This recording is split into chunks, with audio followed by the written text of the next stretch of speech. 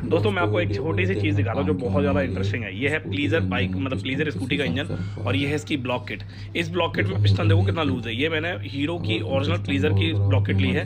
अब इसका पिस्टन इतना ज़्यादा लूज़ है कि ये नीचे से ही निकल जा रहा है, देख रहे हो? ये बहुत ज़्यादा लूज़ है और जबकि इतना ही लूज़ अगर पिस्टन मैं बाइक में डालूँगा, मोटरसाइकिल में डालूँगा तो वो पिस्टन चल ही नहीं पाएगा, गाड़ी धुआँ दे जाएगी। अब आपके मन में आ रहा होगा डैडी ऐसा क्यों है? मैं बता देता हूँ, स्कूटी का इंजन बाइक के इंजन से ज़्यादा हीट होता है, जिसकी वजह से हमें पिस्टन स्कूटी के अंदर ज़्यादा लूज़ रखना पड़ता है और इसीलिए मैं इसमें ब्लॉक किट डालता हूँ। हम बाइक में आराम से ब्लॉक में पिस्टन बोर करा के चला सकते हैं क्योंकि हम अपने अकॉर्डिंग पिस्टन को बोर करा सकते हैं। अब ये जो पिस्टन है ये इसमें हल्का सा लूज़ है, जिसकी वजह से लंबे टाइम तक ये चलेगा। बाकी आपके मन में कोई डाउट है या फिर कोई क्लियर करना है कुछ, तो नीचे कमेंट बॉक्स में कमेंट